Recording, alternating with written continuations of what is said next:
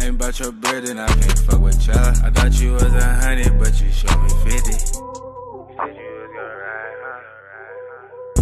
And the coupe that's parked outside, that bitch looks so expensive. I bet it cut your eye, huh?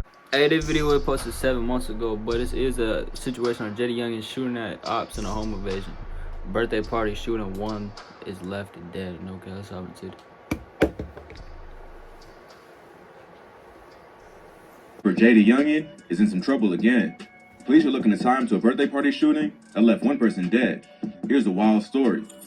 Jaydayoungan is a rapper from Bogalusa, Louisiana, known for tracks like 23 Island, Elimination, and Opps. The rapper came up in the late 2010s after stacking up millions of plays on SoundCloud. He dropped his debut project, Roughway, which started to gain some attention in the area. The track Interstate from that project blew up pretty quickly and reached over 4 million views in under a week. He followed up with another mixtape called The Real Jumpman 23, followed by Wake Up and Taking Off. His breakout hit, Elimination, will be released in 2018, which was featured on his 4th mixtape, 23. He's continued to drop music at a fast pace and released 4 more mixtapes by the end of 2019, each doing bigger and bigger numbers on streaming services. He's one of the hottest young artists coming out of Louisiana and was inspired by rappers like Lil Boosie, Kevin Gates, and Chief Keef. But being a street rapper from a wild state like Louisiana, Jaydayoungan has faced a lot of legal problems since blowing up. On May 11, 2019, he was arrested and charged with felony possession of a controlled substance without a prescription. He was pulled over for speeding by Florida Highway Patrol in Gaston County, Florida, with 3 other people in the car. Police smelled marijuana, and when they searched the vehicle, they discovered 20 grams of marijuana, drug paraphernalia, and Oxycontin pills. Another person in the car was also carrying a firearm. The following day, he was released on a $2,500 bail. He was originally scheduled to perform at Rolling Loud, but had to cancel because of his arrest. Less than a year after that arrest, Jay got in trouble again for allegedly assaulting a pregnant woman. In March 2020, Jay's ex-girlfriend called the police and claimed that he had assaulted her. She was pregnant with his child at the time, and she alleges that following an argument, he grabbed her by the hair and punched her several times. She also says that he choked her until she almost lost consciousness. Police then went to his residence on the 1400 block of Rocky Glen Lane in Houston, Texas. They raided the house and uncovered $24,000 in cash, promethazine, oxycodone, and multiple guns. They eventually found Jay hiding in the attic, and he was charged with assaulting a pregnant woman and illegal drug possession. A man who was in the house at the time, named Cardell Robertson, was also arrested for unlawful possession of a firearm. Jay was given a $20,000 bail, which he quickly posted, while Robertson's bail was only $100. Did he really beat her His baby mother would eventually release photos of her bruises during a fight on Twitter with female rapper Cupid Doll. It's not clear how the beef between her and Cupid Doll started, but she tagged her in the caption. This put on blackmailing them on. This what the little joke was about on live, under pictures of herself with a black eye and marks on her neck and stomach. But despite the alleged attack, she and Jay seemed to make up not long after. They would be arrested together, along with 5 others, just a few weeks later in April 2020. Authorities raided their Airbnb in Georgia and found several bottles of codeine cough syrup, Oxycontin pills, 11 firearms, and $2,949 in cash. They were arrested on charges that included narcotics possession, tampering with evidence, and possession of a weapon. If that wasn't bad enough, Jay would be arrested a second time for domestic violence after an incident that went down in October 2020. He was arrested on a fugitive warrant near Collins Drive in Cobb County, Georgia, for allegedly attacking his girlfriend again.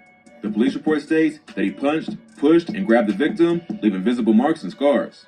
This time, he was charged with battery, family violence, and 3 felony fugitives from justice charges. By this point, she must have given birth to their child because it doesn't mention anything about her being pregnant. So, Jay has faced some serious accusations, and it seems like these are mostly open cases he's still fighting.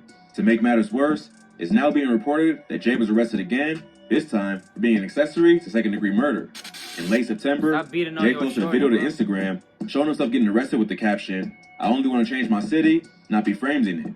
Judgment of unreliable resources ain't right. I'm an artist, not a statistic." At first, rumors were going around that the rapper was being arrested for a home invasion on a former gang rival that was retaliation for the death of a close friend. Jay allegedly went into the home, shot 2 individuals, and stole 2 loaded guns and other stuff.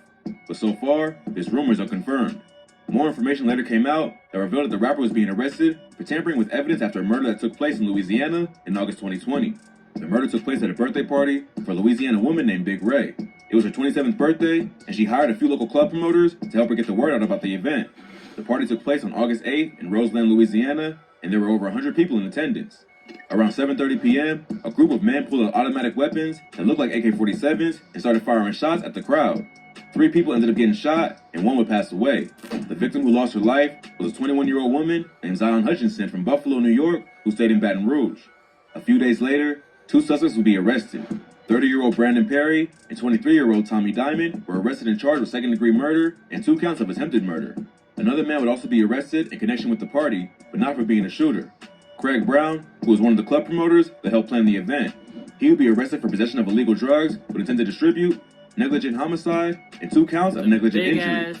So it seems like the police caught him on a drug charge and were also holding him responsible for Zion's death because he was in charge of the event. If that wasn't crazy enough, Raven Warford, aka Big Ray, the woman celebrating her birthday that night, would also be arrested. She was also charged with 1 count of negligent homicide and 2 counts of negligent injury just for hosting the party.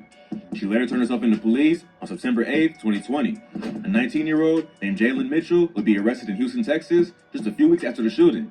He was accused of being the 3rd shooter and was charged with 1 count of second-degree murder and 2 counts of attempted murder. Finally, a 6th suspect named Raheem Arnold was arrested in Montana and accused of being the 4th shooter, getting hit with 1 count of murder and 2 attempted murders as well. There's been a lot of confusion about this case, and many have criticized the police for arresting the wrong people. Louisiana is a state known to have a corrupt justice system, and many have accused the cops of targeting the wrong people in this case. The fact that they are holding Big Ray and the promoter responsible for a death they seemingly had nothing to do with just for hosting the event does seem suspicious. Unless maybe there's more to the story that hasn't been made available to the public. Now, a year later, Jaydayoungan is somehow being tied into the case, but not as a shooter. He's being charged with accessory to second-degree murder and obstruction of justice after the fact, which means police believe that he somehow helped the killers flee the scene or cover up evidence by disposing of a murder weapon or intimidating a witness. There's not a whole lot of information available on the case to suggest why Jay was charged over a year after all the other suspects or what ties he has to the alleged shooters.